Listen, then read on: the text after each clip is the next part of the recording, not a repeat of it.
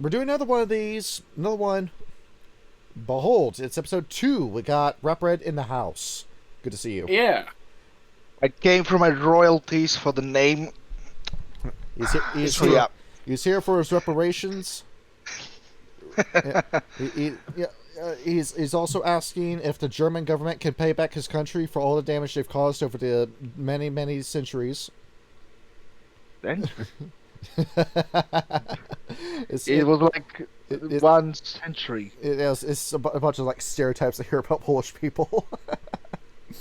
Got the giggles already.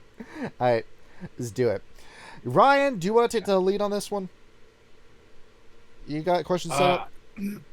I have questions that I have in my head. You got questions you have in your head? Alright, let's... I think the first one is how do we end up meeting this guy? Yeah, that's true. Yeah. So, Rapred, how do we find you? Simply when we found me, because I applied for the Halloween special a year ago. Yes.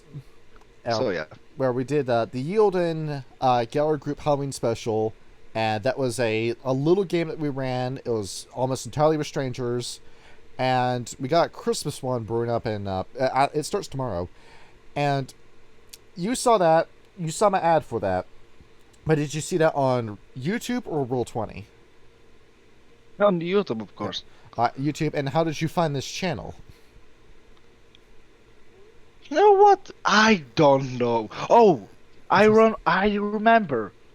Werewolf 5th edition video. Yeah, that video, that was the best $70 I ever spent. It was not for the product, no, but for the content we were able to make off of it. You sometimes And now I feel like prostitute. Yeah. You spent $70 on me. It spent $70 to get your attention. That's what we did.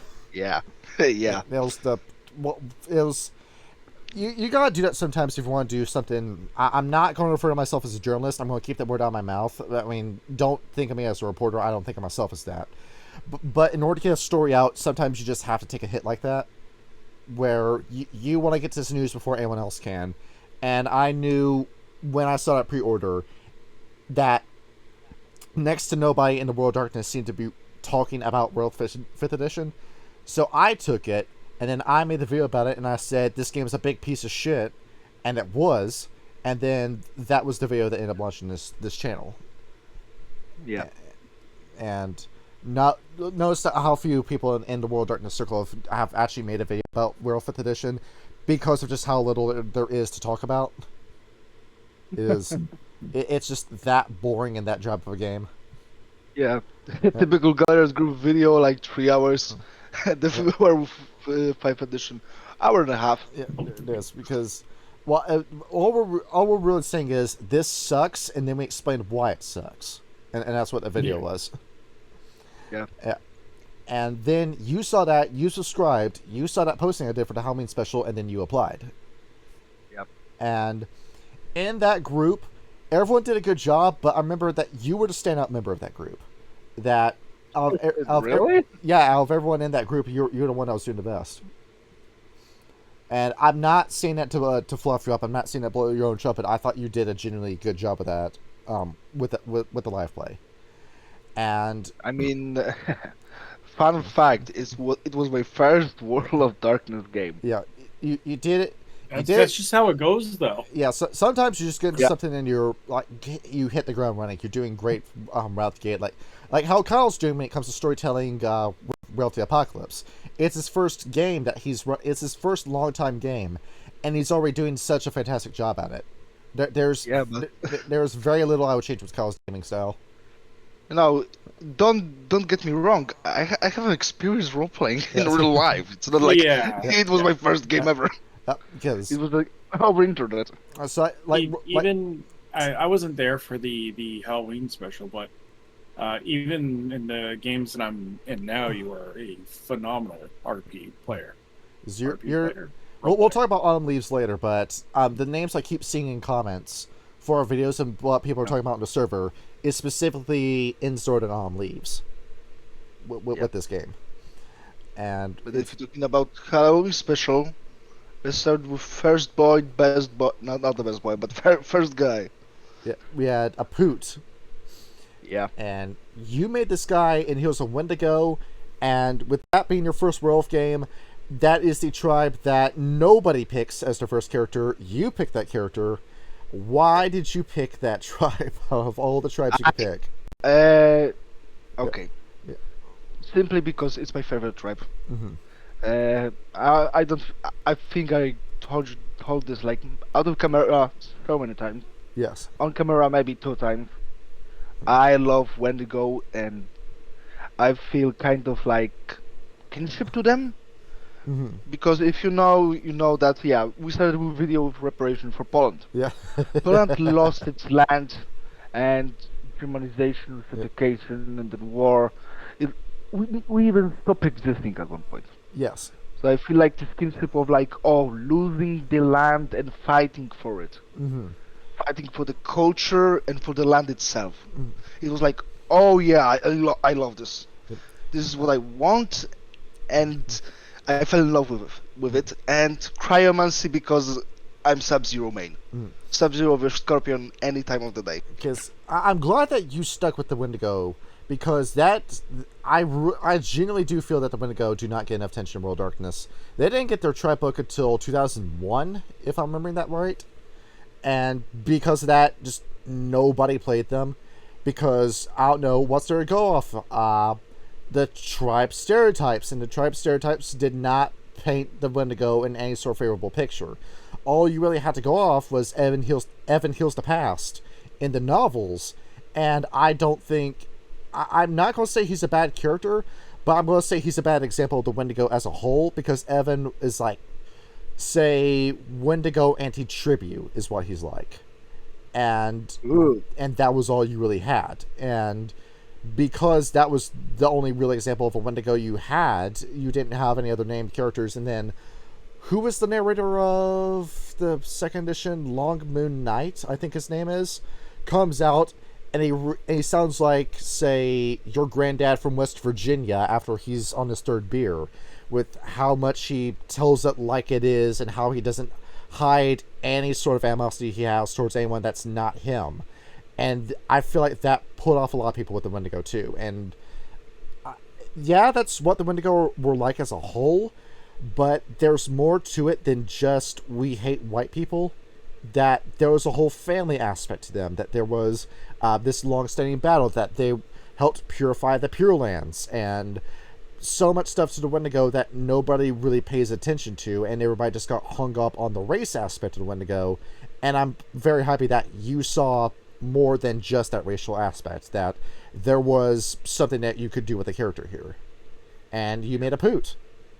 Yeah, and second thing why I chose Wendigo, I make 2 characters, and concepts of characters. Yes. Wendigo and Shadow Lord, because Wendigo, because I love, like I said, I love them because of this and that, and Shadow Lord because Slavic. Yes. And when I made this, it's like, character applications, blah blah blah. And you said, holy crap, someone chose Wendigo, let's go. And I'm like, well, so I'm not playing Shadow Lord anymore. Yes. So yeah. There we go. I got super excited when I saw that, because holy schmoly, somebody picked a Pure Land tribe, and I feel like they have been left in the wind in comparison to what I was expecting for you saying this is your first game. I was expecting something along the lines of, I don't know, a Geta Fenris, or maybe a Glasswalker, or hell, even a Bonar or a Child of Gaia. But no, you pick a Pure Land tribe, and that makes me that pleased me seeing that. I was very happy to see that. Yeah. And with that, you did Aput, and Aput was an Arun Wendigo. Yeah, and he was, by the way, met his guys. That's why he was albino. Yeah, and I don't know why Ends the Road is brown, but Wendigos are gray. Remember, they are gray. I don't know, maybe there's some fucker going on with the gene pool that she didn't know about. Yeah. Maybe she was a little bit black. Yeah. And I mean black spiral, I'm sorry, not black. Maybe there was an antenna somewhere in that family tree. Yeah, maybe or Croton. Yeah, could be. We miss older brother. We miss middle brother very much. Middle brother is the best brother. Yeah, we miss him so much. We miss him so dearly. Yeah. And then you made him. He's got he's as white as the fur. His fur is as white as the snow he hails from. He had red eyes, and he was an Alrune, if I remember your character correctly. Yes, albino Arun. Yeah. And you come in with this character, and behold, he's the muscle of the team, and you built him for combat. And I remember the long fight that we had in that game was you and the rest of the party going up against all these specters in the Shadowlands, and that was the big fight. And then you were doing pretty well for yourself in that fight. That Yeah. Oh, you mean like directly like under graveyard, right? yes, Like it was half specters, half vampires. yes. It was that Yeah. fight, and then your character was doing a lot to help carry that encounter. Yeah. And with that character, slowly but surely, Aput. I think when it came, if I'm remembering the Christmas special right, you ended up going down the red herring path. I ended up setting up, and you were about to get in a fight with the Unseelie Court before we talked our way out of that fight. Yeah, I was like, oh, it's that white werewolf. I'm not, and I remember saying, I'm not white, Yeah. right? Yeah. You were just a very light gray. you were. I know he was albino. That was his Metis deformity, Yes. which is a little funny. and Good when you go. and he Yeah, had. I chose specifically Metis because, like, okay, I don't know how right now, Native Americans live their house, like, how they all grew up. Was there like, what can you say, Mhm. Do not, be stupid. Do not Yes. sound stupid. I cannot play a wolf because I'm not in that mindset right now. Right. And I chose Metis because I know of the Wendigo, of the fictional tribe. Yes. So like, oh yeah, I chosen this. I was born into the nation. I know about nation, and that's it. There it is. Because playing a werewolf first and foremost, that's just a safe bet to go down. Yeah. Yeah. And you come in. He comes in. He's swinging for defenses. He's a very strong wolf indeed. And then that concludes, but the character himself doesn't, because he reappears in Ridgecross, New York, our first live play. Yeah. I made it so I can play him again because I don't know how long it would take to play again in World of Darkness game. And he comes in, and he has a significant power boost when he reappears. Oh, so many. Because Bold Aput comes out, and now he's got Might of Thor. And in our game, he fights it with Stimu in the Shadowlands, and survives that fight. He's missing an arm. He's tore up after that fight, but both arms are missing. Yeah. And half an hour later, he kills Bear's Bruiser. Yes. He finishes him off. He comes in, Three, helps finish four off that attacks. fight. Because Yeah. he comes in and It's helps insane. and helps Grim finish off the fight. And then Yeah, he does. and then ba-boom. It was, and then Because also there's a little bit two different characters. Because I thought about like, oh yeah, he's a Metis, so he's always on the mission. He's always on the fight, and he's Right. always like very cold-hearted. He's like stoic rage, right? yeah, There's ice in his veins, but he will kill you. In and Halloween special, he was 20, and he's more like aggressive, youngish, etc. In New York, he is 40, and he's done with everyone's bullshit. And he's going for the mission. it's like by this point, like he's had a cub, he's had a family of his own. He's mad. He cannot. Right. But I mean, he could be a mentor of someone, Yeah, that he's already like the trained. uncle. He's trained Yeah. pups. He's overseen rites of passage, and he's a veteran by this point. So when it turns out, oh, we need some emergency help because Gehenna's on the line, you take you take the invitation and then immediately run off into New York without fully understanding the risks. But it doesn't matter. You're going to do what a werewolf is expected to do. Yeah. and it I worked mean, out. he was mostly always in trouble, like the Scar Rights. He was around Red Towns for that. Yes. Mind of Thor, Ymir Sweat, guys. Yeah. So yeah. He's always looking for a fight. He's just Troubles just seems to find that character. Yeah. Yeah. And on top of that, Kyle was so impressed with Aput too that he's not done with him. Kyle will do some creative writing in his spare time. He's namely. I asked him to vote him. Like, oh yeah, by the way, you know he can be there, right? Yeah. He's like, oh okay, I put something for it. Yeah, because he did. Because Kyle likes the idea of Aput as an antagonist. And his creative writing follows his character that he did for... Well, he's had Colt Mason for years and years. It's just been a character that he's been using since I knew him back in 2014. And I think it's just a name and like reincarnations. Yeah, we are two very different guys. He wants to use the same character and tweak him and put him in different context every time we do a new story or a new tabletop game. While I never use the same character twice, and I always have a new guy.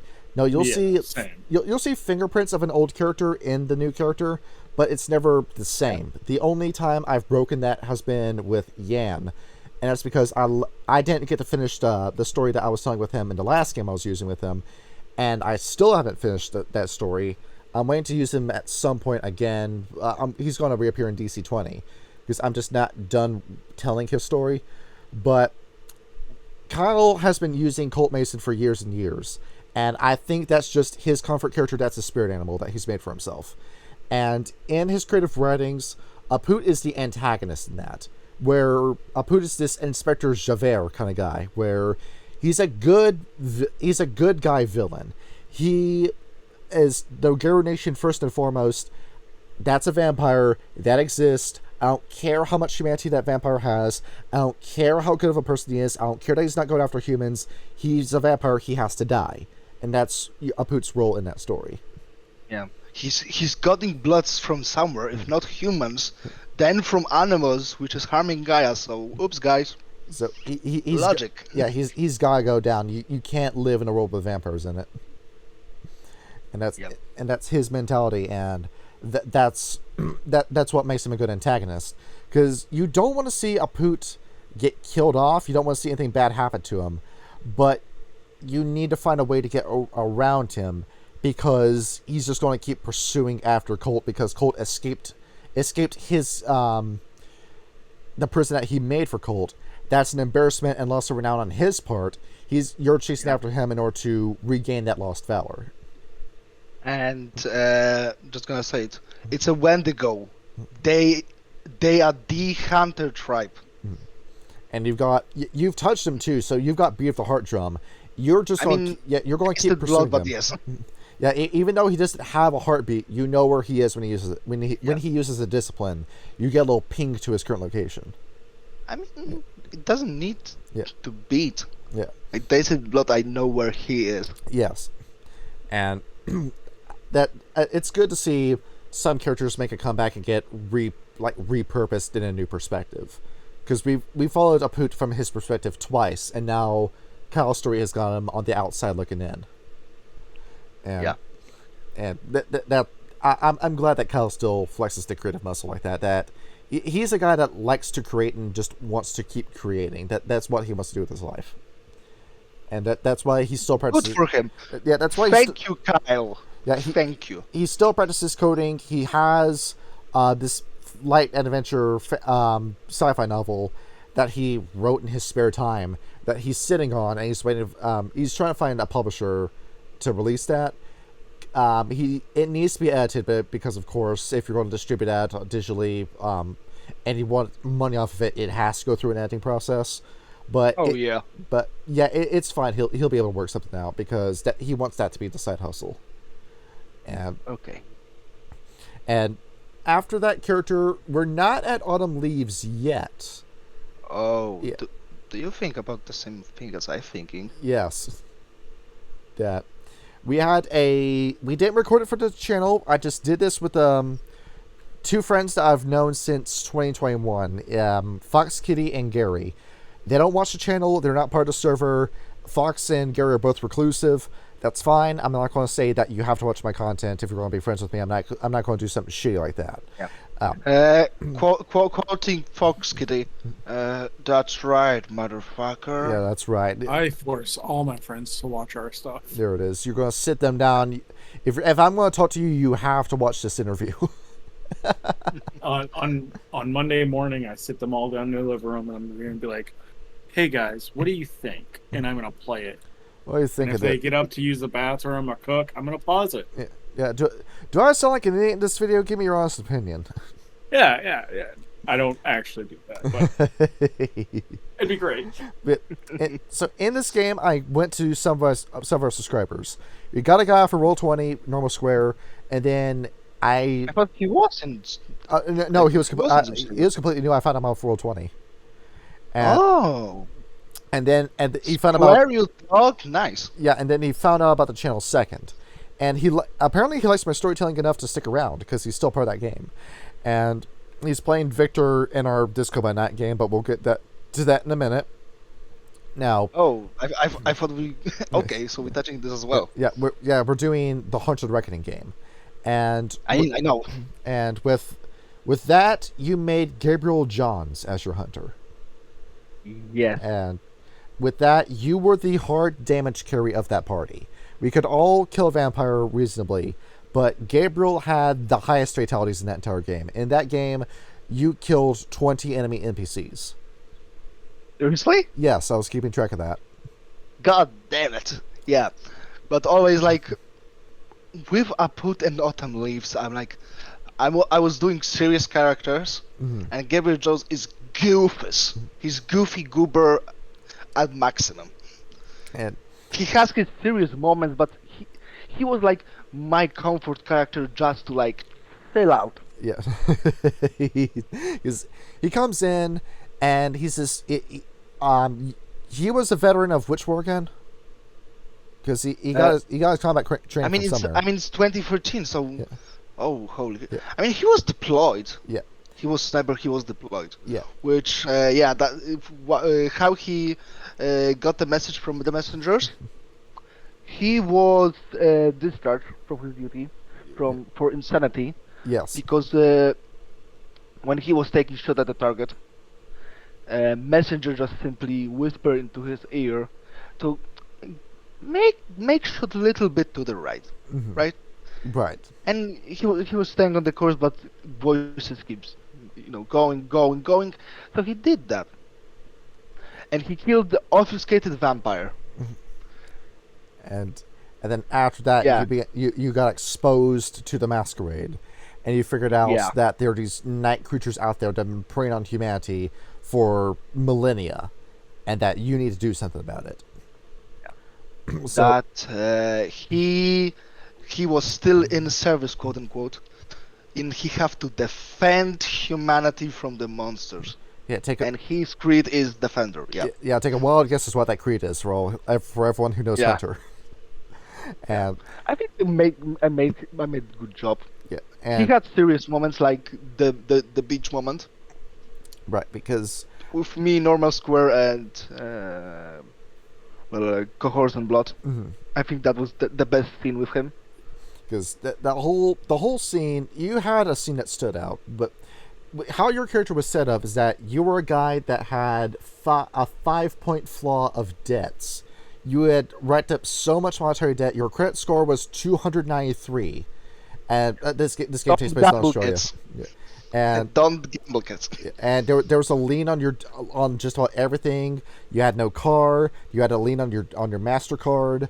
You had no money to your name, and when you did have money, you couldn't report that you had any money. It had to all be under the table, like in the encounter we had where we gambled with a Setite in a high stakes game, and you left the table at $2,000.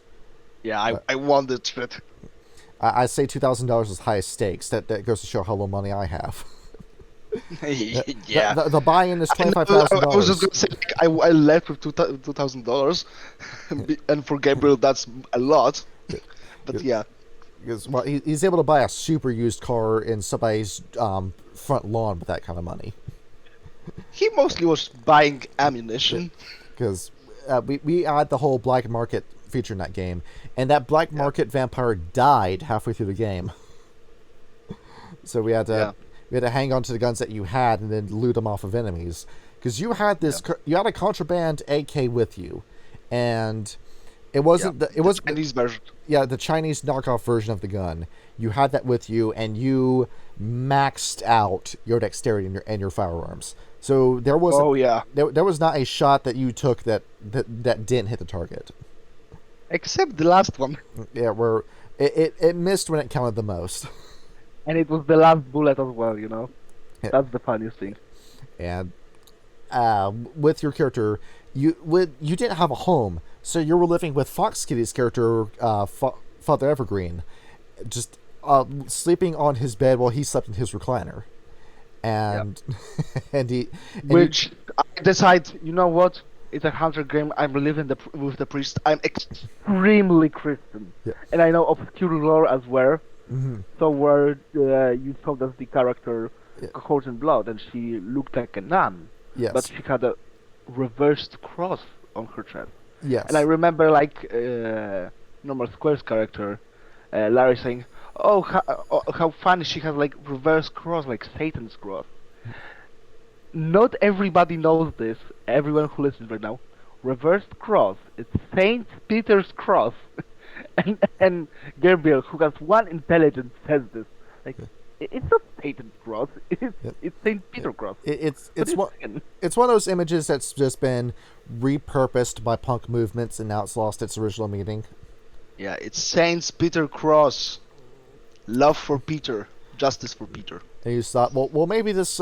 We had a recurring antagonist in that game, Cohorts in Blood, who I got from the Rage Across Australia book, and I made a few tweaks to the character, but for the most part, she was the same. And you despised that character throughout that game. As a player, so much.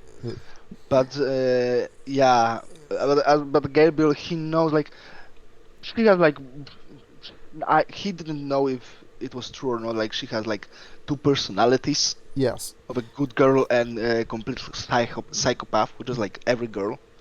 Wink, wink.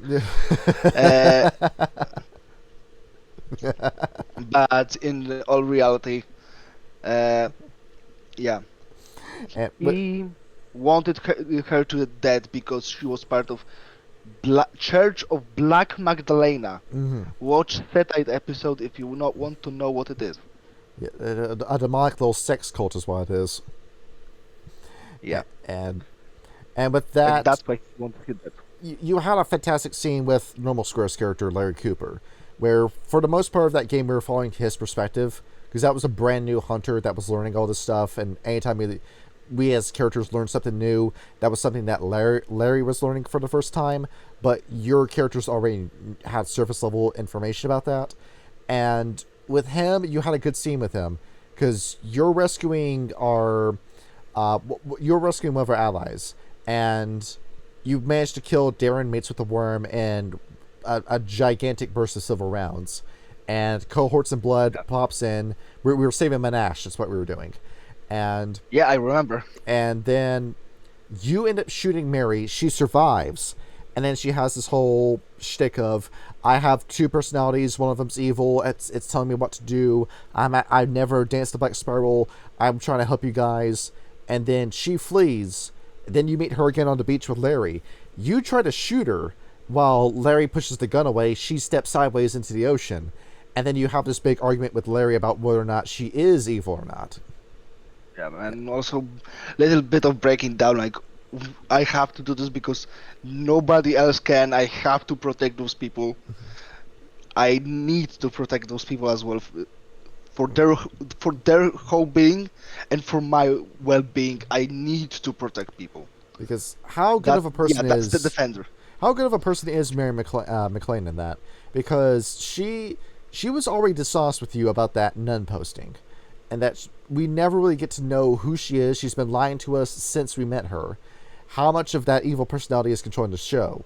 Because there's got to be one side that's dominant. It has to be the evil side that's dominant. Therefore, it would be to your benefit if you shot her. And that was right. and that was the argument there. And then there was our other recurring villain, where the black spirals were ultimately the mark of that game, but the Fianna were a second mark. And it's because you spent so much time in that game under the control of the Fianna, where Boss Bartholomew comes in, declares that you're his kinfolk after you get involved in a hunt that was his boy's mission, but you got involved in. And now that you know about werewolves, now you know about the worm, you're going to do what he says when he says it. And he's in control of the Irish Mafia, so you don't know just how powerful he is, so it's better to go along with what he says until he cuts you loose, which he ultimately never did. And I mean, Gabriel was like, "Oh, New partners. Bartholomew doesn't think that, but he thinks like, oh, nice, new partners, new people, fighting with Setites, which will be a great help. Yeah, that would be nice. And then there is all shit that comes with it. and where you kept thinking that maybe Bartholomew will turn around, but no, he eventually flips shit on you. He breaks a pool cue over your back and then smacks Larry in the back with the stub of it and then kicks you out of the bar after you fail a job. And then after that, there was a whole bit of, we can't trust the Fianna, even though they're going to have us participate in this raid against Pentax. We need to look out for ourselves here because they've made it obvious that they do not have our interest in heart. And he hands you over to Carla Grimson. You end up dating a Geff famous kinfolk.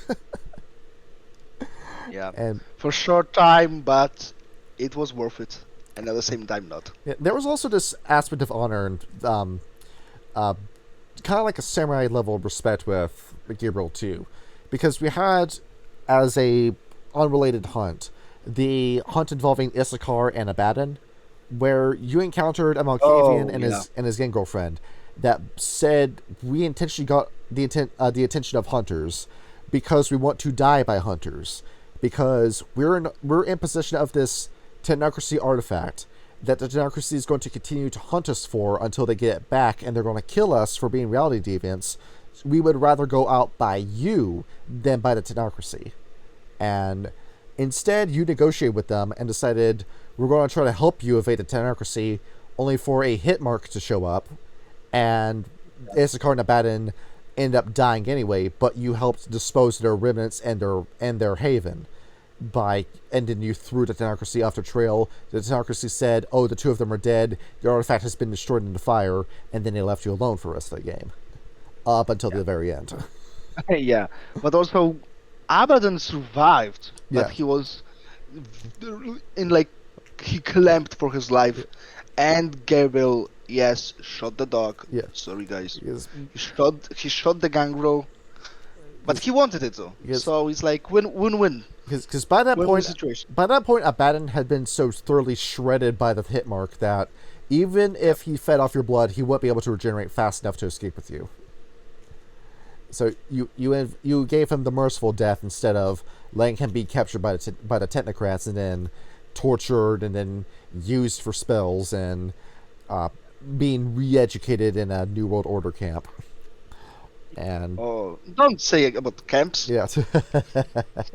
And then at the very end of the game, after it got exposed that you were hunters and then the technocracy came down with you with full force, you were defined until the very end with that, where you had your last shootout with a La Sombra agent. I sent 2 vampires after you. You killed one of them, but then that gun that you'd used for that entire game jammed in the last fight and you got beheaded. With the last bullet. I'm gonna say this. Gabriel Jones fought in Obtenebration. You listen, in Obtenebration, nearly killed 2 La Sombras, guys. Yeah. If there was someone in that party that was the danger, he was. Because you were getting your stamina roll shredded by them with Obtenebration, and you still managed to fight. You got that last Sombra down to 1 health level, and with also quick thinking, like, oh fuck, they have potence. I'm gonna use wards so they don't come close to me. Yeah. Because that was the strategy, that they were going to pick at you with Obtenebration and then close the distance with potence and then kill you in 1 punch. But then that didn't happen because you were thinking about that. The power of the god and the light of redemption just Straight from it. and then you got absorbed. Your head got picked up by Zimichi and absorbed into his body. Yeah. which Headcanoning this, he will get virtue points and conviction points, and he's gonna just nuke himself with Dimitri. He's gonna burn his way out of that Zimichi's body. Yeah. And with that, that's where his story ends. But then we said it continues with May, who had King of Greed's character, who had this big Bolivian army ending where he got surrounded by technocrats, and we never found out whether or not he lived. But then Bentley, Gary's character, who never once participated in a hunt because he was the hermit. I allowed him to play as the hermit. Ended up recording your story along with the rest of the hunters, and then leaked everything on the internet after that. And because he was a former member of Iteration X, and he had those kind of computers, he was able to bypass the initial firewalls and sensors. And with that, he breached the masquerade, he breached the veil, and he caused reality deviance. He told sleepers about mages and the imbued, and it caused the Degeneracy to freak the fuck out. And well, we haven't had a game continue after 2013 yet, so we'll find out what happens after that. Well, we did with Red Trust New York, but by that time the masquerade had been so thoroughly broken, the world knew about vampires, just couldn't do anything about it. Okay. Yeah. Ryan, any questions? Because you're quiet. Sorry, I have to Just take listening. you out from eating your grandma's pie. It's all good. Yeah. Because was there anything we said, Ryan, that you wanted more context on? No, like I said, I was just listening to you guys Got talk. Because Yeah. and then after that game, you made Autumn Leaves. No, it was Autumn Leaves was made. I think after Gabriel was made. Yes. Where Because we have to like now go to YouTube and see where the Appalachia started, because Gabriel started in January this year. and then we finished the Hunter game. Let's see, we've been doing this- July? Yeah, we finished it the first week of September. Oh, September. Yeah, September. and that's when we finished it. It's a good song. And then you keep asking me to play it while we do with Disco by Night. I mean, I said it because it was September, but now it's over. There. So yeah. And then you made Autumn Leaves. You made a Red Talon. I was so happy that you made a Red Talon. Yeah, this is the part of episode everyone was waiting for. Autumn Leaves, the fan favorite, Johnny's favorite doggo. I am so happy anytime I see a player use a Red Talon in a game. When Ham told me that he was playing a Red Talon for Red Cross Russia, I was super happy. And he chose African dog Yeah, in Russia, which was like why? He is. But also, okay, it's his character. He's far from home. He got illegally imported into Russia. That's Illegal Moonbridge, you know. That's how it happened to him. And you make Autumn Leaves, and you are playing a Red Talon the right way with that character. He is super ragey. He's super violent. The whole state, like, we introduced your character with you dragging a Pentex executive through the woods, shaking the shit out of him, breaking the bones in his legs before Insta Road walks in. Nah, he didn't break his legs because he wanted him to run so he can chase him again. But he didn't. He just stayed, Disappointment. and he stayed there, and then you and Insta Road killed him by sitting on his chest until it collapsed in. Yeah, True. happy bonding time. There it was. Autumn Leaves. Yeah, it's My baby boy. He is Aput 2.0. Aput is first love. He was made, but Autumn Leaf is like this is perfection. like you Aput was first pancake, which they not always make great, but Autumn Leaves was the second one. So you made a Poot first, and some of the stuff that was in a Poot you transferred over into Autumn Leaves. Like what? like- You think? Like for initially, Aput was he was in a rune, but he wasn't super ragey. Then you took the militant aspects of Aput, you put it into leaves, and then you amplified that. Same thing with the litany, where Aput's in our rune, he's raised in the nation, but it's not his job to uphold the litany. You then have a Red Talon Philodox, where the litany comes first and foremost all the time. That if the World Nation, if the Garo Nation doesn't say you can do it, you can't do it. Which is what leads to a lot of him and Autumn and Instro butting heads, because Instro doesn't give a shit about the laws. Yeah. And now, why I chose Philodox? 2 reasons. One, because in Red Talon book it said it was like the most human, quote unquote, aspect. So when I made the fuck up, I could say, "Oh, it's my auspice, guys. Don't worry about it." Yeah. It's that diseased human part of my brain that I deny. Yeah. It just kicks in. Oh, sorry. Just combat kicks in. Ooh. And then your second reason was resist pain. Yeah. Resist pain is just good. It's very good. It's one of those quintessential gifts that you need for just about every werewolf you make that's going to be in combat. Yeah. If you got the spellcaster build or the ranged build, you're fine without it. If you're going into melee, you got to have that with you. And with how deadly by design I made 3.5, yes, that's a very good gift to have. Yeah. I remember when I was creating Autumn Leaves, like, oh yeah, Johnny will go with Wendigo. I'm like, if there is Wendigo, there have to be fucking Red Talon, right? Yeah. Because Wendigo will not get along with anybody there. So yeah. It's good when you're doing character creation like that, where you have 2 characters from 2 tribes that interact a lot. Because with Grimm, we had Tyler Bassett, we had a Fianna. So a lot of the rivalry between the Fianna and the Fenris bounced off during that. And then that would extend to Tyler Bassett and Elmira, where the Fianna desperately want the attention of the Black Furies, but will never get it. And with the Red Talons and the Wendigo, the Murder Buddies, that my friendship, my brotherhood with Uctena has ended. Now Red Talons is my best friend. Younger brother and the more younger brother. You got the Uctena and the Croton looking at the Wendigo and say, "Brother, we love you, but you keep bringing this man into our house. We don't know how we feel about this." Hund. He's a bad influence on you, Wendigo. You gotta cut ties with him. Yeah. That's why I made Red Talon as well. Yeah. And when Red Talon's Philodox, I have these 2 things. Yes. And of course it was Lupus, because I played Mets last time. Yes. It's like, okay, Lupus.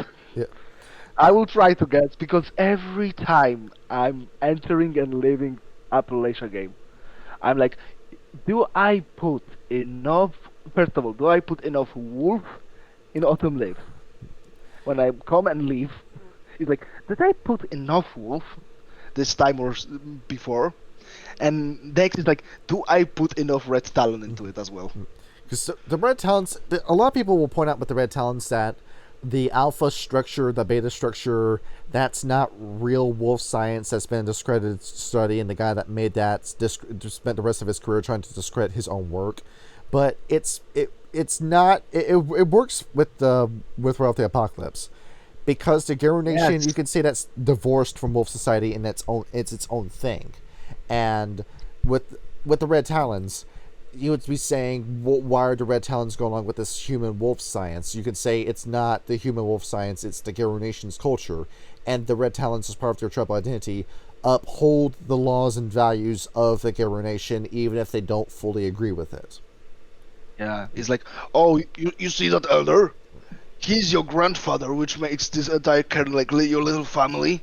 Yeah, that's our shit. Mm-hmm. The packs that are families. Yeah, that we invented that. That they say that they want to take credit for all this stuff, even though it's the Fianna, the Surfangs, and with some of the laws of Children of Gaia behind a lot of them. The laws are laws, but like the backbone of it is like, it was just the life they live in. and the mistakes they made. And there's always that question as to why don't the Red Talons just bite down on the black pill and just kill all humans. It's because even though that's their philosophy, even though they fundamentally believe that all humans are evil, they're not going to do it because the Geru Nation has not given them the approval to do it. Yeah. And as well, there is like ghetto Fenris next door, and they can just like whoop their ass. Oh, yeah, the Red Talons will always think shit about the Geth Fenris, but they know better than to say that to their faces. You're going to get your ass beat if you say that to the Geth Fenris. Yeah. Just do it. That's all you got to do. There it is. Just say it. You get your. Hey, Jen, you bit. Oh no. Oh, my bones. Yeah, but Insta lost her fight to Jen twice. She's not going to win that fight. And now there's on leaves. Yeah, and he also lost the fight, which is funny because, like, I'm conspiring with Jen. Spoilers a little bit to make that Ents doesn't become the alpha, and you see why the and even like when they go with Red Talons, giving big sibling energy, the murder buddies. After like episode, I think 6, 7, or 8. Yes. You know why he didn't want to? Because Belchtu was his first alpha. And you saw where he went. He ended up. And I see like makes similar mistakes. Like, oh no, no, we're not going this way. And he conspires with Jen, but it's everything went to shit when he fights Jen in the first round. It's like, oh, okay, I'm giving my best. I will give you my best, and I will fight ends. Then he gets his shit rocked because Mapin rose like a madman. And because Insta in that little tournament arc just got handed the win because her first opponent was Cleft Reed, who can't fist fight worth shit. And and then Insta basically wins that fight in one punch. He just flicks his forehead, and that's it. That's how low of a speed bump Cleft Reed was for Insta Road. Yeah. And what's really fun with their dynamic is they're not brother and sister, but they act like it. Where they constantly go back and forth between biting each other's heads off, just fighting all the time, to their being inseparable. Where I really do enjoy the whole relationship dynamic that the two of them have.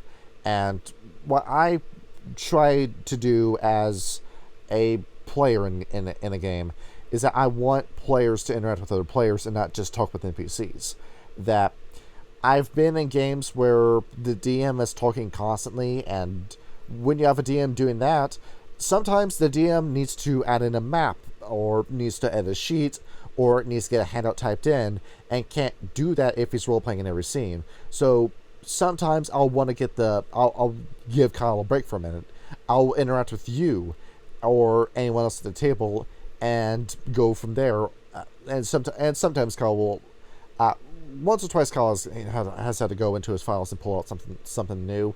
Yeah. But if you go somewhere as well, I am there. Yeah. And I'm the last resort. Yeah. And you're the last resort, and you're what's preventing Insta from fully engaging in her dark desires. That you're coming in, you're trying to remind her we're the heroes here. We got laws we're doing here. You can't just do what you want to do. And sometimes she listens, sometimes she doesn't. And when she listened, when she listens, when she's got next to no rage, I have Insta be a little bit more agreeable.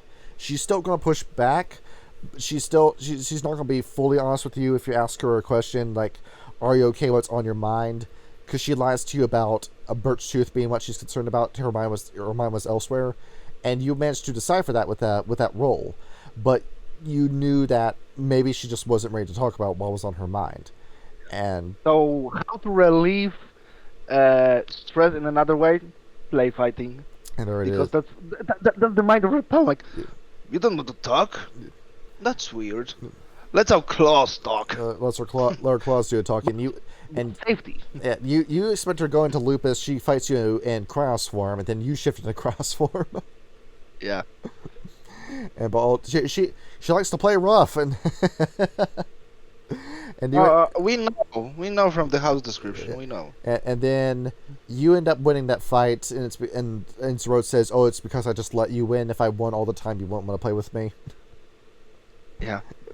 Where I like where you're going with Autumn Leaves, because what's kind of funny too is say it's like, I'm trying to think of it, season 6 or 7 of Rick and Morty, I don't remember which one, where Rick Prime dies halfway through the season, and then Rick is just looking around thinking, well, shit, what do I do? Where what would have normally been your character arc ended around episode 8. And now Autumn Leaves, it's kind of like, well, where do we go from here with your character? And I like that, because now we've got a blank slate to go off of, where the story of Autumn Leaves can really go anywhere from this point. Where Birchtooth is dead, now what do we do? I have to take care of this fucking mess of a pack. We gotta make sure that Inns doesn't go down a dark road. Yeah. That's his sort of character arc. He killed his failure. Now he has to save you, so there was no other mistake. Because I haven't fully detailed it, but Inns Road has been keeping a lot of shit from you. And, Really? yeah. You don't say. And Yeah, and when we first step into that fucking Bonner Kern, Cleft Reed, yes, you Ryan, made the decision to pet that fucker. yes. Why? That's for willpower? There it is. Pet, yeah. Yeah. And Yeah. you got your fingers guillotined off for doing that. Yep. So yeah, like I said, Cleft Reed is he's a very, I know this is dangerous. Fuck it, I'm gonna do it anyway. Yeah.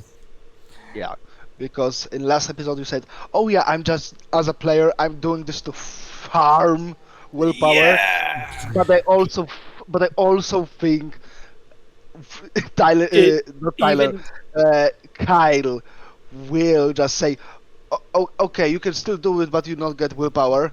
Yeah. And I think you're gonna let it go about this, but He I would think still you do it. cannot. Yeah.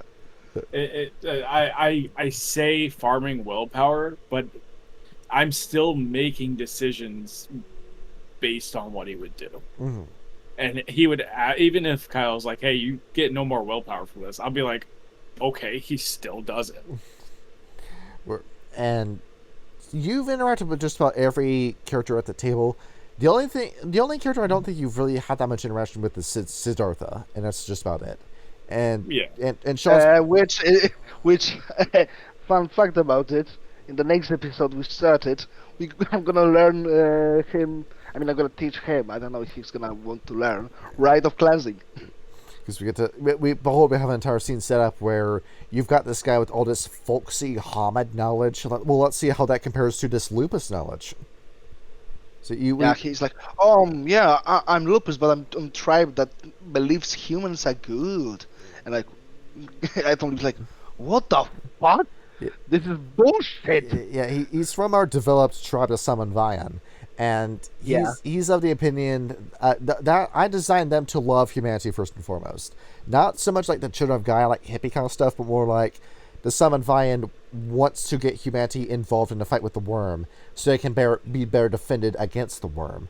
And meanwhile, the Red Hounds believe that the humans can only ever be of the worm, so therefore all of them need to die. It's like Red Towns believe that all human nature is wormish, but Summon Vian thinks like, with nurture, they can change. And That's my point of view on the two tribes. yeah, you're right about that. Yeah. And what are your expectations with Autumn Leaves? Because as of this recording, we are yet to finish this live play. Oh, Think about It's this hard to say as well. It's like he will always try to save any member of the pack Yes. from the fall. He will uphold the litany. I don't know what will happen to Trisha. Yeah. How do you say her name? Yeah. The Black Sparrow. It's Trisha. Yeah. Trisha Grinder. Yes. I Autumn Leaves will interact with her. which we'll see what will be there. You can And what was I it? don't know. Her, I don't know what direction. You can herd the infant ape with her. You can teach her to hate her human side and become a lupus like you. No fucking way, she's Black Spider Dancer. Yeah, I have some intelligence, yeah. which I love the conversation with King. It's like, you know what? I think you played Autumn Leaves like a meatball because King is one of the Red Talons enthusiast, Yes. and I would say, and he's like, you playing him little bit dimwit. He's like little meathead, and like, well, his mother was Erun, and he has intelligence of 2. And he's Yeah. and he just into this microphone says it's average intelligence, and I say, what's the average intelligence of the wolf? It's, And he's like, fair enough. Fair there, enough. there it is. You're operating with a wolf brain, not a human brain. Yeah. Maybe book says some kind of hey, how do you say it? HQ IQ. in English. Yeah. IQ. Yes. And Some kind of IQ. so But yeah, he's got an It's a IQ wolf of brain. 100. His IQ is body temperature. yeah. All his brain cells are requiring how to hunt and how to kill. Yay. Only concerned with the basic kind of stuff, and he's raised within the Garo Nation. Of course, he is going to act like this because the Garo Nation encourages violent, deranged behavior like this. Yeah, and his mother was Erun, guys. Which is why he's getting along with Insta Road so well, because just like Autumn Leaves, all that Insta Road really knows when it comes to Garo Nation is this violent, reckless kind of behavior. But also, you can see Autumn Leaves caring for Lupus as well. Yes. When we go to Monongate Valley, it's like we saw there's Autumn Leaves in the human environment, like, "Ugh, I hate that. I want to kill everyone. Yeah. Arrgh. But when he goes to Monongate Valley, it just switches 180%. Like, finally, I'm home. I'm amongst my kin. I can relax. Why Ends doesn't relax? I don't know. Fuck. Okay, it's good here. And I'm very excited to see where the story goes. Where I think Kyle's doing a fantastic job with Ridgecrest Appalachia. Oh yeah. Absolutely. Yeah. Absolutely, I yes. told him that when you start running stories, you're going to eclipse me in terms of quality. In quality of yeah. Even you saying this, and I said it to you, Yeah. but I'm gonna say it on the tape, so Ran can just hear it constantly. Ran is better storyteller than you. You are better GM, kind of mechanically on mechanical spectrum. Yeah, because I can design an encounter, and I have that, and that's all that's really good for me. I can design the encounters, and that's what I have. Right. Kyle has everything else. I can design encounter. Because my whole way is that I'm trying to get you to a stranglehold with my encounters, and if I can't hurt you in terms of physical damage, I can find other ways to get at you. Where we saw that with Disco by Night, where let's talk about Konrad Bratovich first. Oh, okay. Now, From where we started with Werewolf Hunter Werewolf, yeah, let's go into Vampire. where we had it's for Reroy Russia, and that's a werewolf game. But I came to you and I said, I need an evil character for this environment. We're doing guest stars.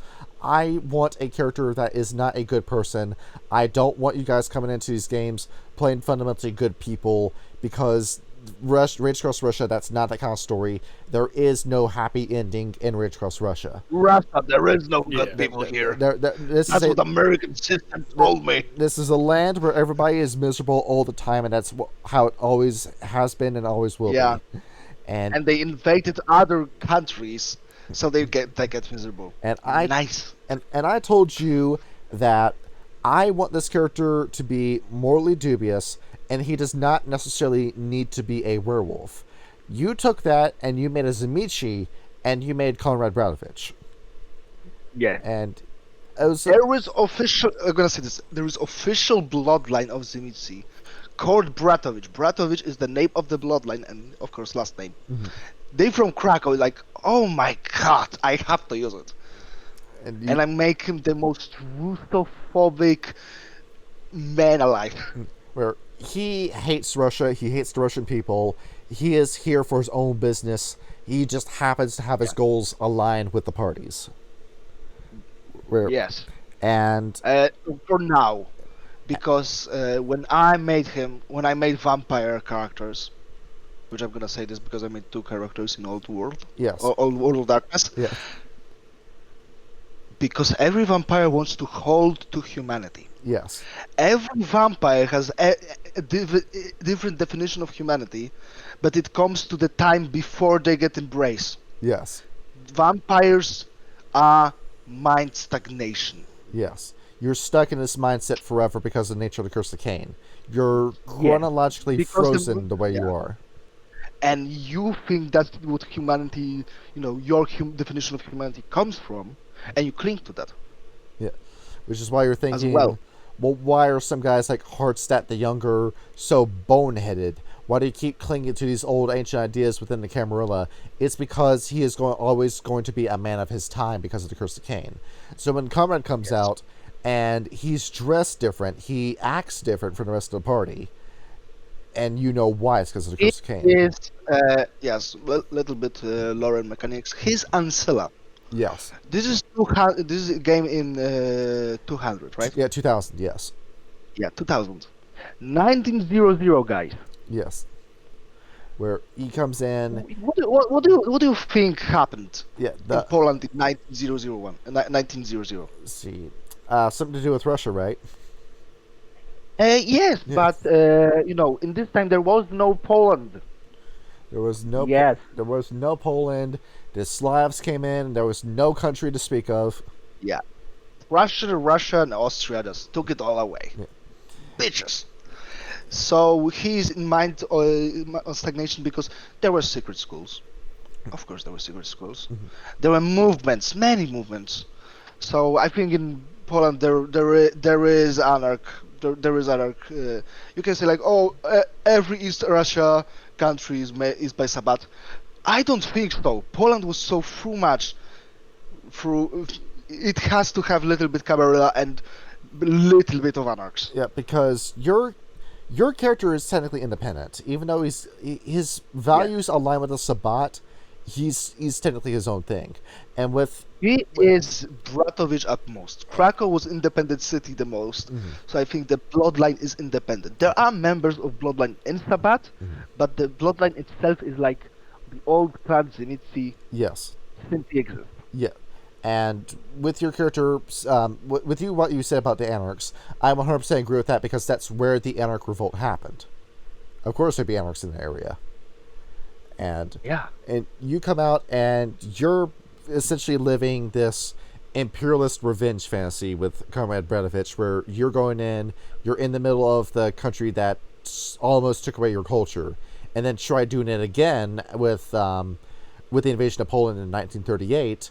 But then Hitler screwed the pooch on that and did it without Stalin, and that's why Russia and Germany hate each other during World War II, even though It was 1939. yeah, even though the Soviets would love for you to forget that little tidbit. And Yeah, like I don't know, Katyn massacre, guys. and Google it. and what great heroes Russia allegedly were during World War II. And Yeah. and with that, you're going in and you are filled with nationalistic hatred when you go into Red Cross Russia. Oh, yeah. So when you hear that there's this wizard in the bottom of this launch pad called Oleg Araman, and he's this satanic wizard that's got these big plans to help turn. And he serves as well the communist bastard. Communist and satanic. Those two things for Polish people are trigger words. Let's go. Because he's working directly with the resurrected Lavrenti Beria, who and in this game he wants world domination and wants to turn Russia into this army of the living dead or Fomori, and he's playing a direct role in this after having direct communion with Vasilisa and Awakening. You gotta do something about it. And I'm gonna say this for everybody. Konrad doesn't care about Vasilisa. He wants Barya dead. Yeah, where it's him specifically. The Tuku, it doesn't matter. The Tuku mentality, it doesn't matter. It doesn't matter to him. It's what Lavrenti Beria stands for that makes him hate him. Yes. And Because I'm saying like, oh, for Polish people, freedom wasn't communism, blah blah blah. It doesn't. I'm just saying this, for the show. yes, Okay. Konrad is very. We're not gonna say stretch. It's like over the top. It's like when I'm looking at Konrad, like, okay, I took a little bit of my grandpa, and I crooked it to 12. Yeah.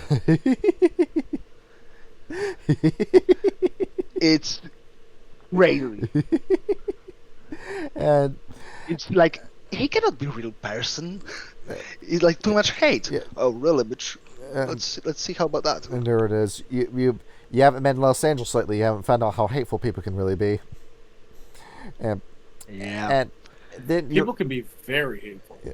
With your greatest asset with Konrad Bratovich, it is Hungry Eyes, where Hungry Eyes. Yes. It was this conversation. I think you were in it, and me and Adam were talking about it, and he was talking about the topic of a werewolf being subservient to a vampire, and what circumstances would you really need for that, and typically how that turns out is that it's a very hokey, ham-fisted, forced unification of two splats.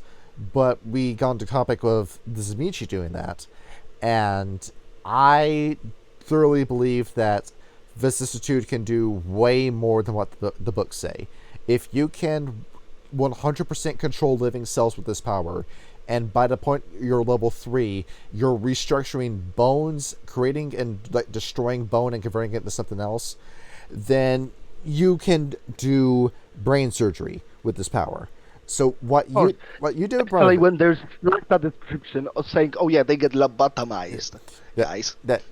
So it makes perfect sense to me that before you embraced a werewolf, you went into her head with your fingers and you rewired her synapses with it. It's going to take a lot of trial and error to do brain surgery like that, but you pulled it off. Yeah. Where you made it so that even after her embrace, even after becoming an abomination, she would become loyal to you, and only you. That she would release pheromones and have different synaptic responses upon seeing you and hearing your voice. And she would respond to your commands. He can talk. Yeah, you hardwired all these responses in her brain to make sure that she would never turn on you. And after that happened, you embraced her, and now she is your living weapon, your greatest asset. You made sure with that brain surgery, you taught her how to use Vicissitude, and now you have a Silver Fang that can use the Horrid form on your side. Yes. Yeah. Which I'm gonna say this. Hungry Eyes was made to be a goal, but Johnny said, "You know what? Fuck that.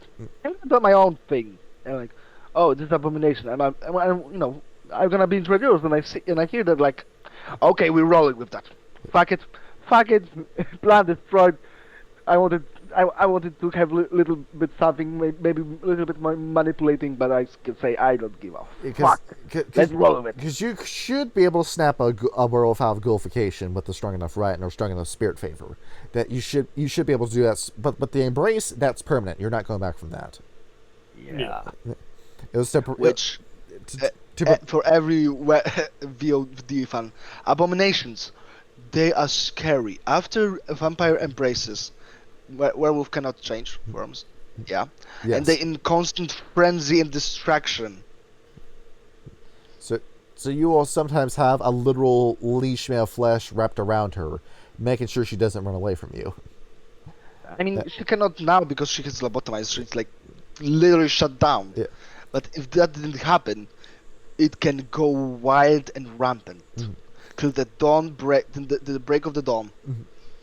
Anyone can be dead. And at the end of that dungeon, you got your head popped off like a cork, and very quickly Hungry Eyes ran over and fused with you before you could turn to dust. And now you're within her body as this half human, half werewolf abomination where she's looking for biomass to dump you into to rebuild your body. And you decide to find that biomass at the Kiln of Evil Flames. No, I'm rebuild it. I need blood as well, but yeah, I mean, at the end of episode, I lived. I like, yeah, banking blood points. Okay, we have the new body, which I don't know why you talk so much as Russia. Yeah. There is Zenitsi and in Abomination, Low on HP, low on blood points, and you're like, what are we gonna do? What are we gonna do? They're like talking for 7 minutes. I'm like, Johnny, I want to leave. Yeah. And you're like, okay, roll noses. There we go. And we leave. There- And that was that simple. There it is. I'm like, holy fuck. Yeah. I would be dead right now but they talk. They talk either and they think. And the whole And that was the mistake. as you turn Yes! all of a sudden the man's Oh, gone. yeah. And He's like, yeah, I said I want to leave. Can I leave, Johnny? yeah. I don't like that. It's too much silence. And with that, your character runs off, and now you're actively looking for Levent Tiberia in our Russia game. It still hasn't ended yet. You have found out where he is. He's in the Kiln of Evil Flames, and Yes. you can take him. You've got hungry eyes. You're both in Zero War form. You should be able to handle this just fine. Yeah, and taking for granted that Bratovich bloodline hunts werewolves for fun and money So you got all these BSDs in here, but and forget. knowledge. Yeah, but forget you could do a David Martinez. You could do V from Cyberpunk. You can go into a entire stronghold and handle it by yourself. And hungry eyes, come on. There is, and with your character Konrad Bratovich, his story is yet to conclude because I told you at some point he's going to reappear in this game. Yeah, the time they go to Kiln of Evil Flames, Yes. which I think it will happen soon because it's like, oh yeah, the next station, Kiln of Evil Flames. Right. After Krasnodar. And Because Kyle cannot get enough of me in his own game, so I have to be in Russia as well. he is very happy about it. He does have a very high opinion of you. And Why? see, he says that as a player and your creative process, you're very talented. You're more talented than you gave yourself credit for. So, I don't know if I'm gonna say I don't, or maybe you're gonna say, oh yeah, you don't, and it will like spiral. So Yeah. moving on. yeah, I told him that you were making a Poland supplement for World of Darkness, and he's all in favor for it. Yeah, he also knows this. Yeah, he wants to see where this is going. And last character to talk about for this episode, let's talk about Maxwell Godwill. Okay. Alright. Another vampire, guys. Yeah, this And we're gonna stay with Sabbath themed because this is La Sombra. this game is only 5 sessions old, so we don't have that much on him yet, but from what we've seen. This game takes place in 1979 New York City. You're playing as Maxwell Godwill, a La Sombra following the path of honorable accord in order to cope, Yes. in order to cope with his beast. Loving father, loving husband. Yeah. Now, do you He love... was. I think he's the oldest now, of the group. I think the longest alive. yeah, now, But He's the youngest as a human, but the oldest as a kindred. now, do you love your wife and child because they're your family or because they're your possessions? That was a good question. yeah, I think he loves them and takes care of them because this is how it's like. It's like 1960s. Like you have to have kid, wife and kid. Yeah, and you have to take care of them, you and you gotta have just to respect Cherish them. Yeah. He loves his daughter. Oh yes, he loves his daughter. He wants the best for her. I don't know if he can talk, say to her that like, oh yeah, you the most precious thing I seen.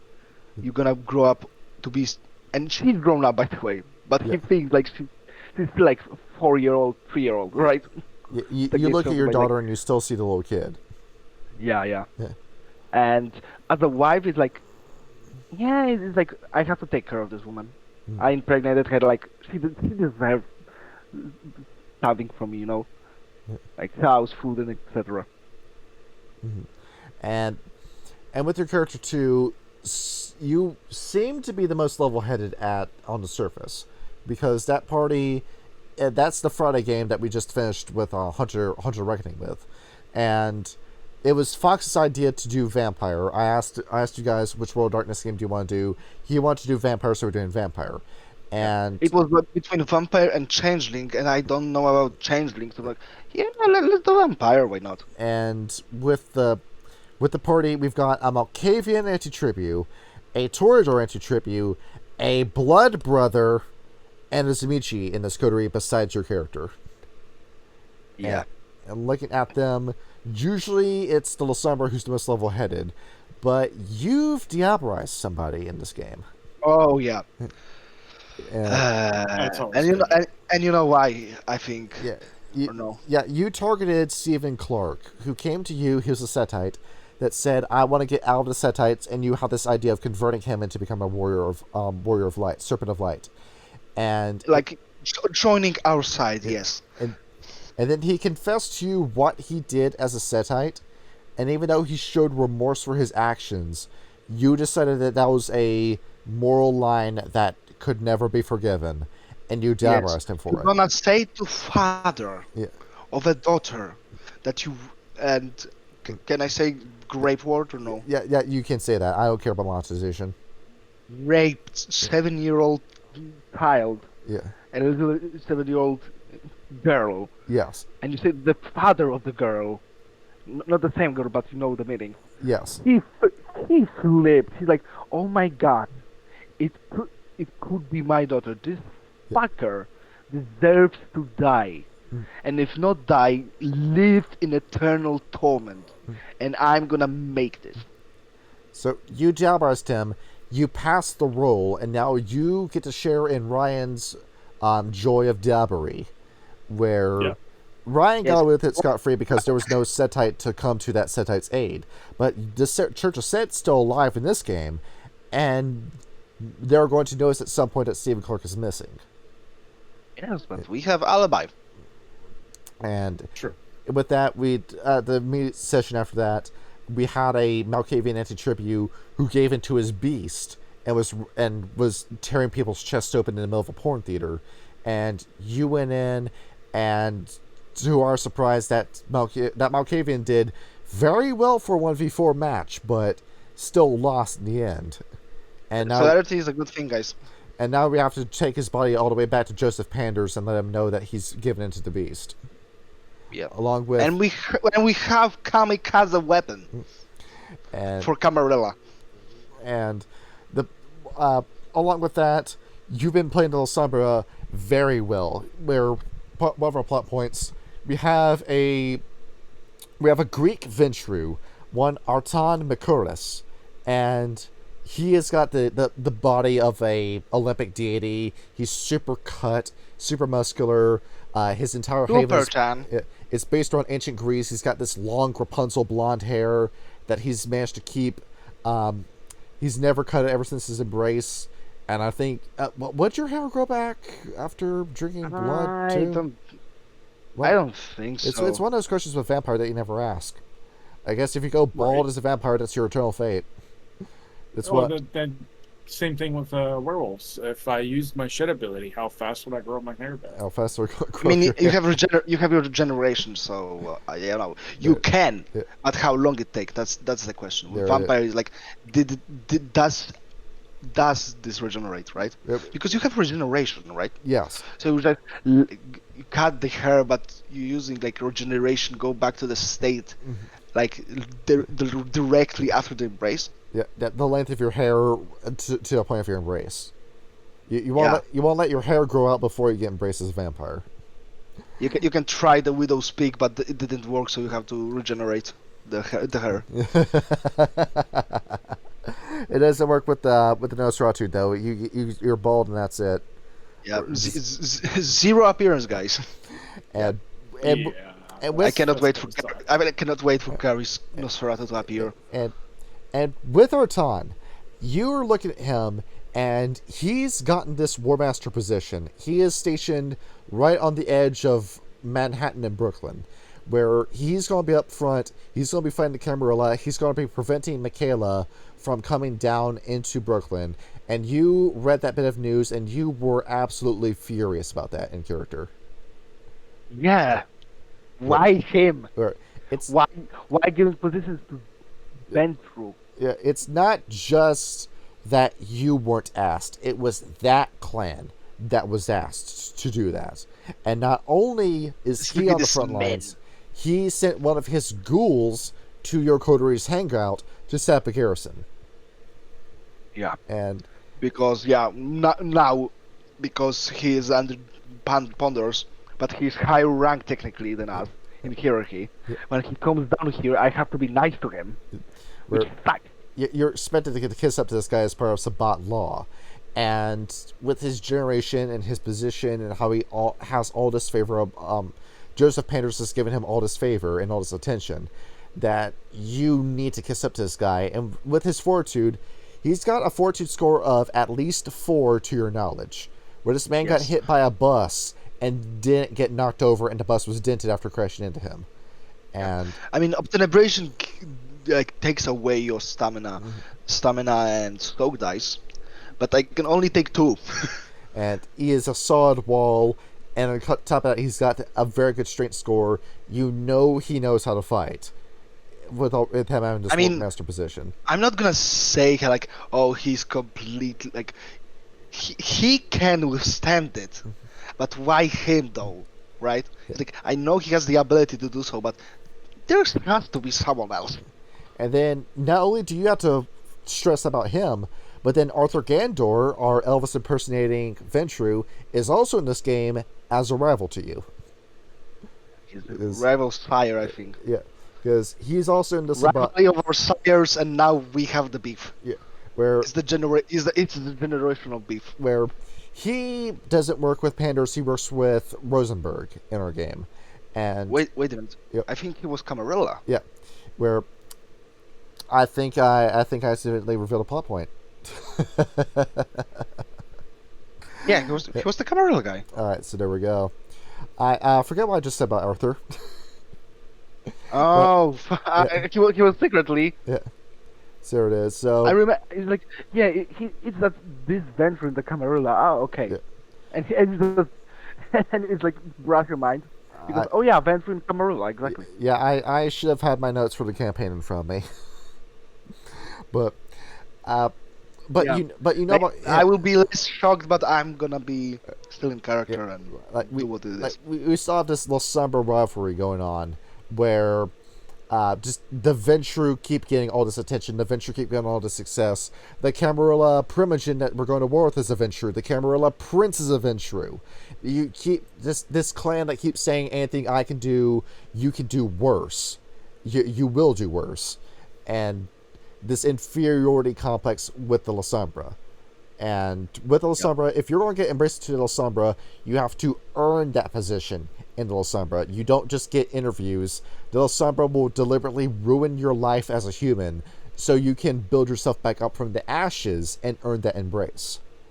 Yeah. And so, ex-grant of Giovanni's, Maxwell Godwill, got embraced, and he had to remodel his office, redo everything, and then like, oh yeah, I have to now make this financial shit, like to come to change stuff into the Sabbat, right? yes, So much work you have to do.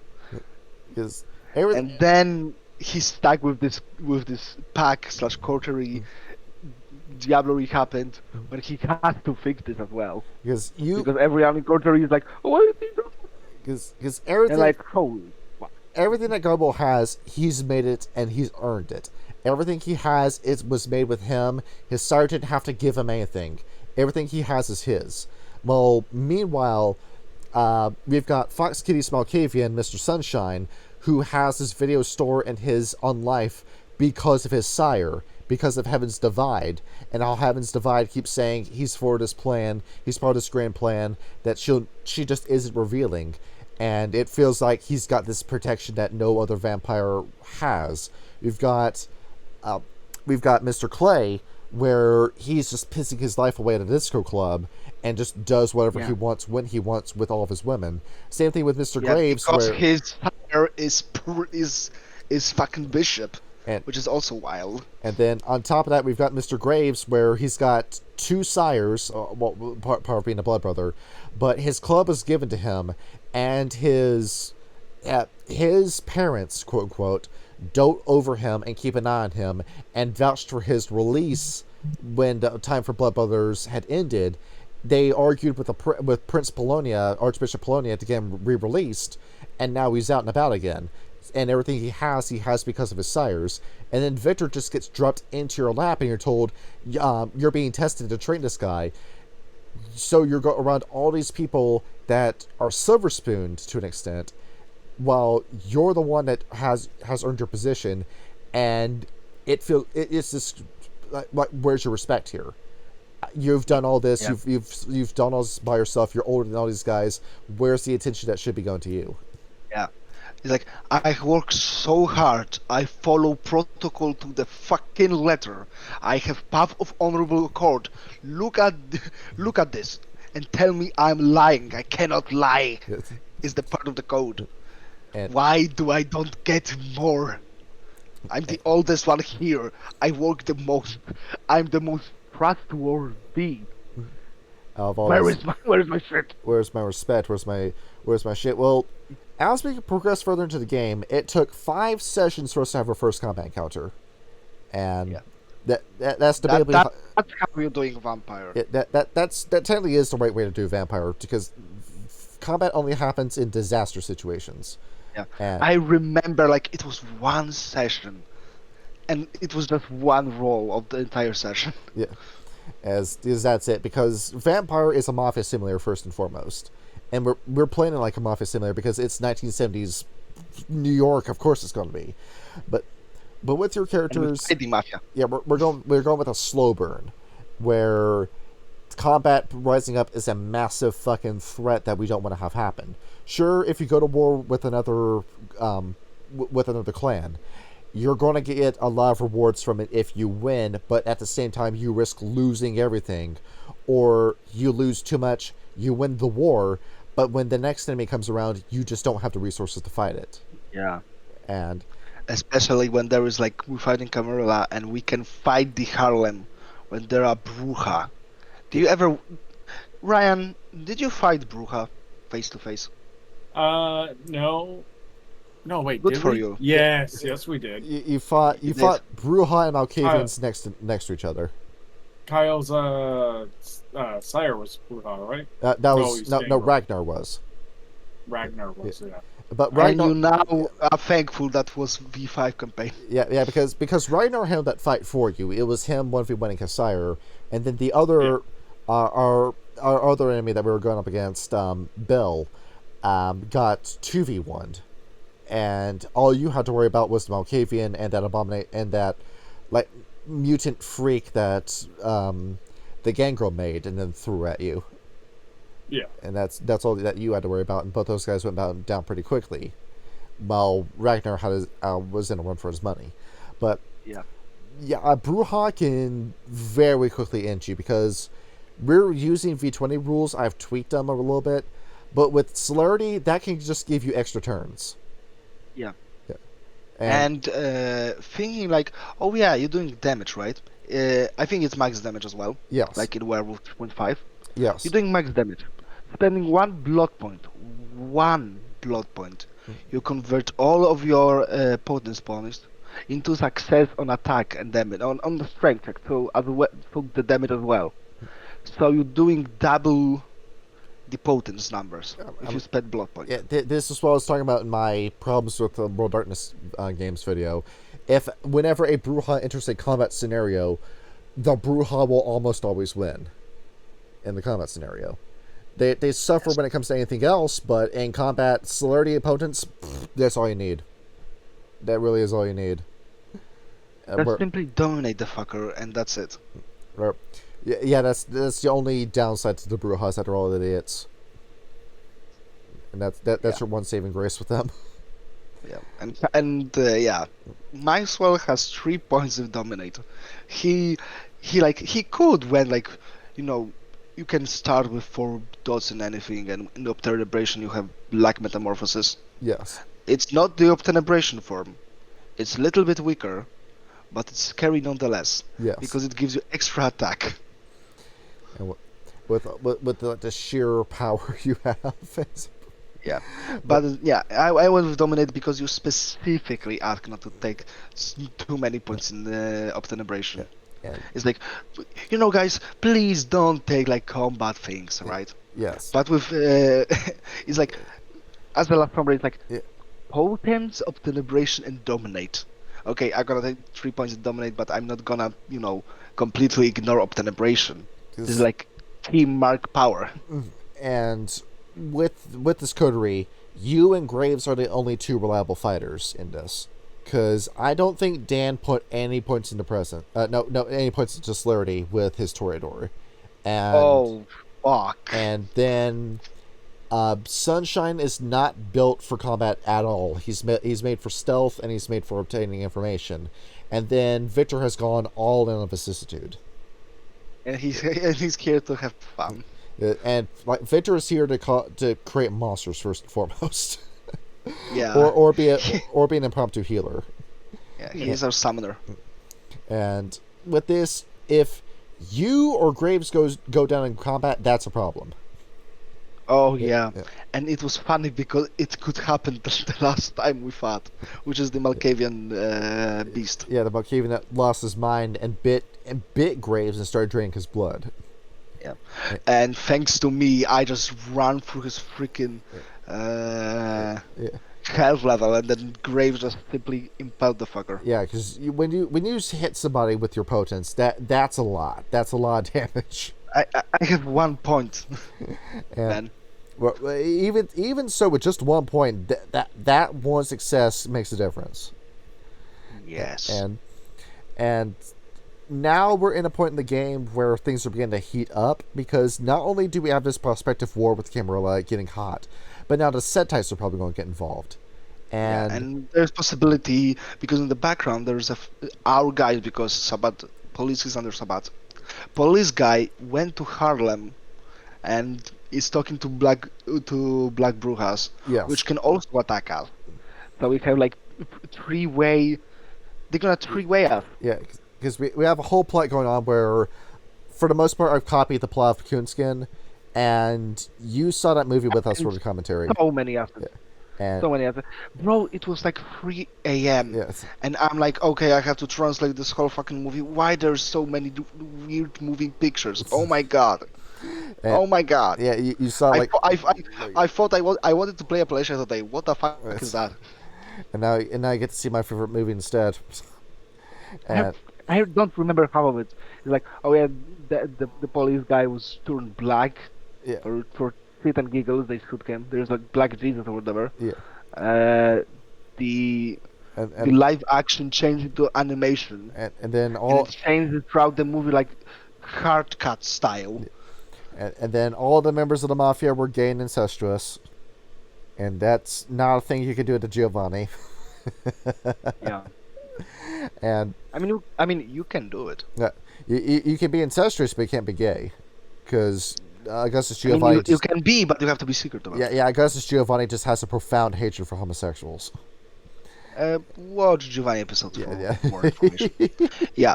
So, question for you guys: do you have any more questions? Yeah. Do you have a question? We getting to mechanics of this or no? Let's see. If you wanted to go through your stats, you absolutely can. Yeah. Which character, guys? Let's see. Let's do Maxwell Godwill, who we're doing right now. Yeah. Okay. And then you can work your way back. Yeah. Because out of these guys, Ryan, who has interested you the most that we've talked about? I gotta say Maxwell and obviously Autumn Leaves. Autumn Leaves. There we go. But the Aput was pretty good too. Yeah. And with all these characters, I'm having a blast with each one. Yeah. Where? Yeah, we have a standing game. It was Ricky. Yeah. We just like it ended with Hunter ended like I want to be a Goofy. I want to be Goofy Goober again, and I make him. Because You were in that game. Yeah, you were in the Minnesota Midnight's game that Sarks was running.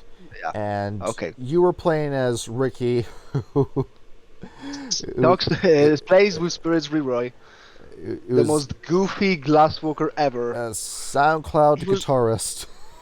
Yeah. Who had guitar as a fetish and he uses it as a weapon and named Thunderstruck. Yeah. And it was banger. And he had Dante's motorcycle from DMC5. Yeah. And named him Crazy Train. Okay. Let's take a look at It this. was just fun character. It was like I want to relax. I want to be... you had a profound hatred for Paris, both in and out of character. Yeah, but it's like you played him so well to be hated. I hated him. Where, funny enough, Socks DM'd me and told me that was the character that he had the most ideas for when it came to that game. I mean, it's good character. I just hate his guts. Okay. Yeah, because I played a pussy so well. Let's see. Yeah, I played pussy so well. I don't get it, but I played it well. There Okay. Attributes. Physical. Strength 2. 3 if you Counting potence. Yes. 4 dexterity and 4 in stamina. Social. 2 in charisma, 4 in manipulation, and 2 in appearance. Uh-huh. And mentals are perception 2, intelligence 2, wits 2. Yes. Abilities. Talents? Not so many. It is alertness at 2, Mm-hmm. dodge at 3, streetwise and subterfuge at 2. Yes. So he knows his shit with how to move around the streets and he knows how to lie. Yeah, he works in the New York Underground. Of course he's got to know this. yeah. Skills. Etiquette at 2. You have to present yourself, guys. Yes. Etiquette 2. And melee 3. Mm. His sire taught him how to fucking duel.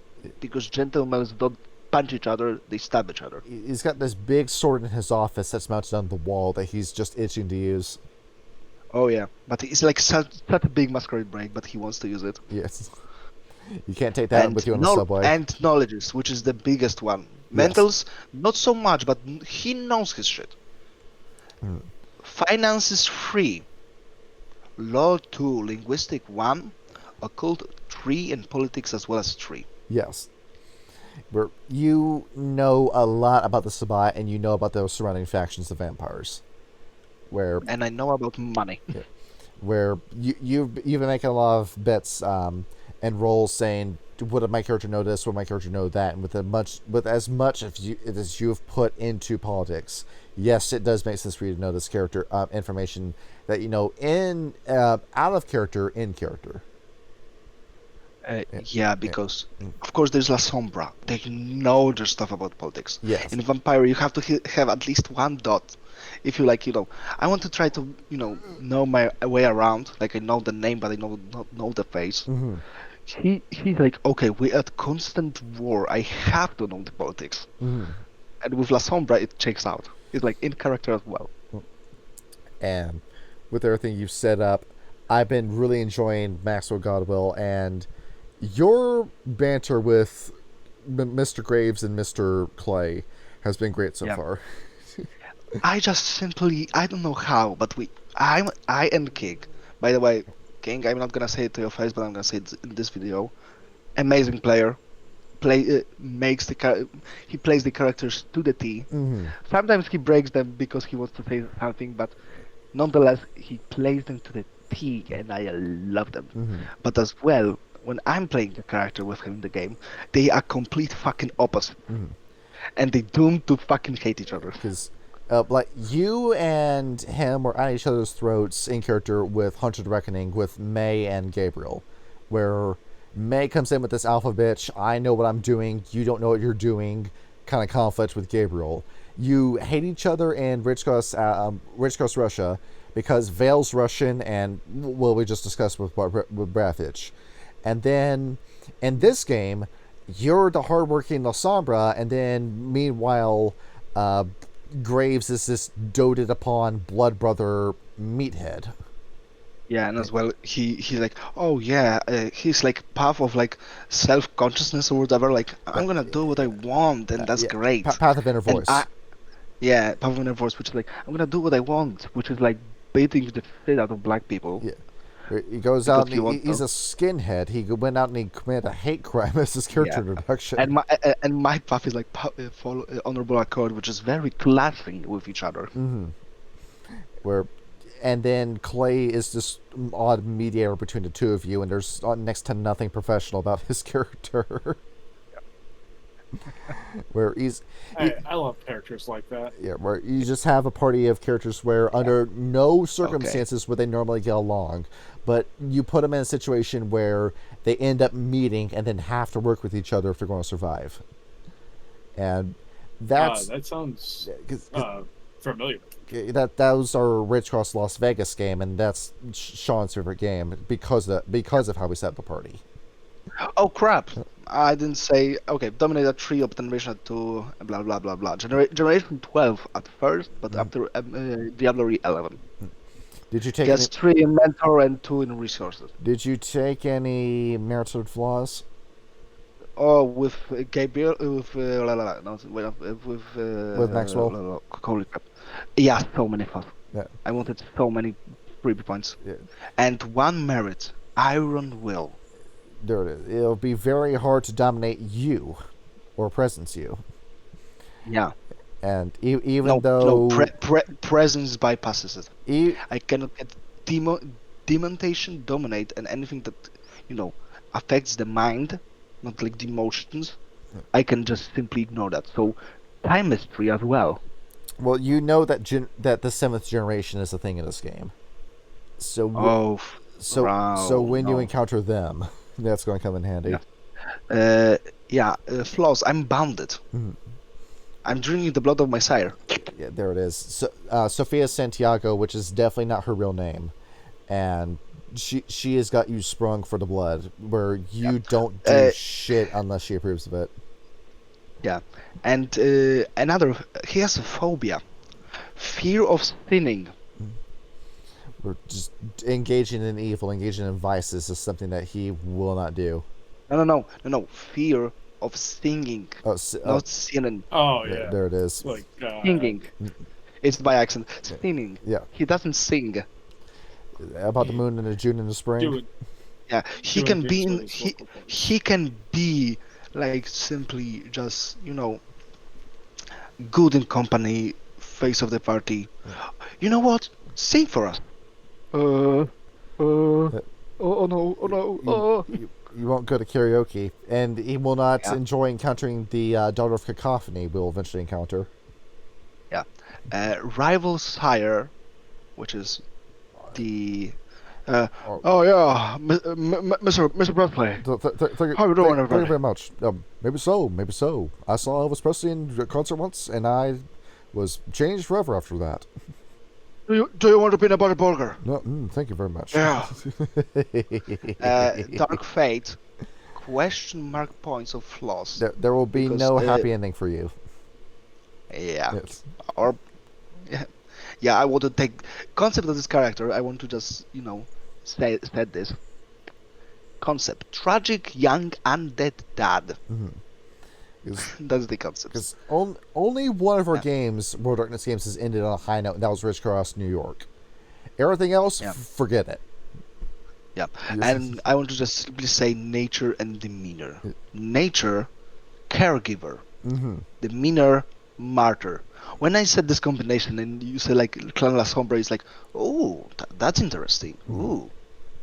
Where we have like a more altruistic member of the Clan La Sombra, and that's super rare amongst these people that want to portray themselves as gods, angels I'm of the death. leader. I'm the leader. The leader. I have to lead. I have to take care of my people as well. And I'm not boss. I'm a leader. Yeah, you're not going to do what Ruslan Maximov did and just become the Dark Angel of Death.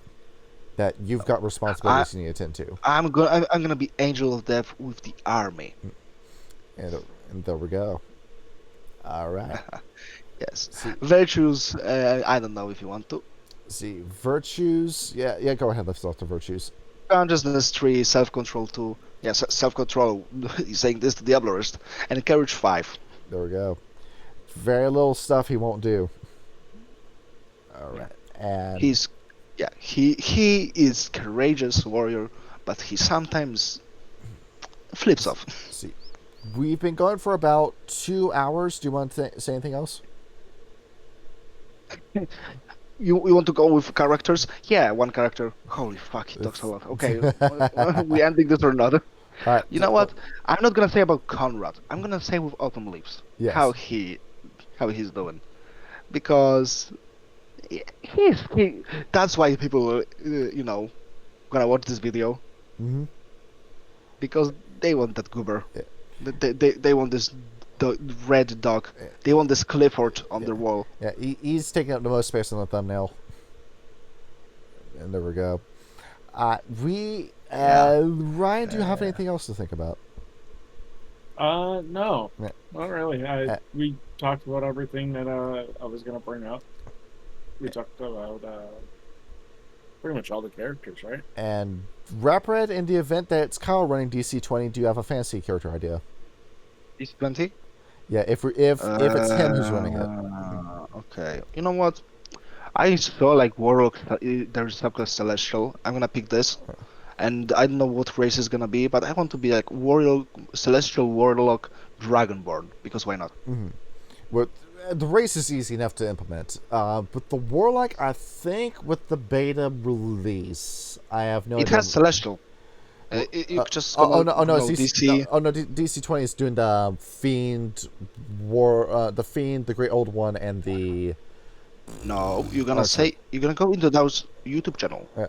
You're gonna go to way down, DC-20. You're gonna click the pinned messages, and there is Warlock, and there's Celestial, between Fiend and Great Old One. Let's see. If I click this, and then King of Greata's got something in the server. Okay. New meme. Okay. Thank you for the meme socks. Okay, let's go down here. DC-20. Where is it? Everybody at home can see my the scroll. The pinned messages. The pinned. You mean this pin right here? Let's see. Warlike fit. No, I was wrong. You're right. There it is, right there. I'm always right. I'm Red Talon. There it is. So yeah. There we go. Warlock Celestial, because why not? I'm gonna give some damage. I'm gonna heal, but first and foremost, I like to roleplay as well. Yeah. Well, there we have it. You made a deal with heaven. We'll find out what that entails. Yeah. I'm gonna spin around with Autumn Leaves. There it is. Strength 3, Dexterity 5, Stamina 3, Charisma 3, Manipulation 3, Appearance 2, Perception 2, Intelligence 2 with 2 talents. That will include the hair bonuses. Alertness 1, Athletics 1, Brawl 4, Empathy 3, Intimidation 3, Primal Edge 4, Skills, Stealth 3, Survival 3, Knowledges, Enigmas 3, Occult 3, Rituals 3. Yeah. And how much permanent rage does he have? Advantages. Okay. How much rage is that? 4. 4. I got 6. And you crazy bitch. Rage 4, Gnosis 5, Willpower 3, only 3. Flaws. Mark of Predator. Simply, animals don't like me, and I cannot take animal can. Yes. Right. And Fred Murray's enchanting voice. My voice is sexy for Red Talons. There it is. Pure Breed 3, Rituals 1, Totem 1. Mm-hmm. There is Dodge 4. I forget because I put in other traits. Yes. Gift. As Lupus gift. Heightened senses. Nice.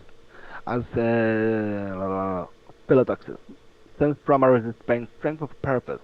Since purpose. And as a Red Talon, Wolf at the Door, Eyes of the Hunter, and Reap the Human. Where's the fucking name? We adapted something from W20 for this game. It's from second edition, Damas. Oh, it's revised, yeah. Where it's I made it. Reap the human. Reap, I think is the name. I think then. Yes. I don't know why, and Rite of Cleansing as well. Where I made this game to be fully compatible with revised, so if you see But you didn't want anything with revised, but it's said it's Kyle's game, so he says it. on top And of you that, just said, "Oh," and it was and easy. that's It was easy enough to do the conversion anyway. So, Yeah. there we have it. All right. Yeah. So, Do you have any fan mail today or no? see, fan mail. See you. So you want to read a sexy letter? It's from King of Greed. Yeah, God damn it! It's getting agreed after posting a printed paperclip in the server. And he said like, "Oh, it's creepy. He's gonna. He was a helper on the internet." And, I'm like, and you will never what? you'll never pull up Clippy again after seeing a sopping wet Clippy with giving you bedroom eyes. "No." I saw like 2 seconds and I cannot destroy this image. Oh no!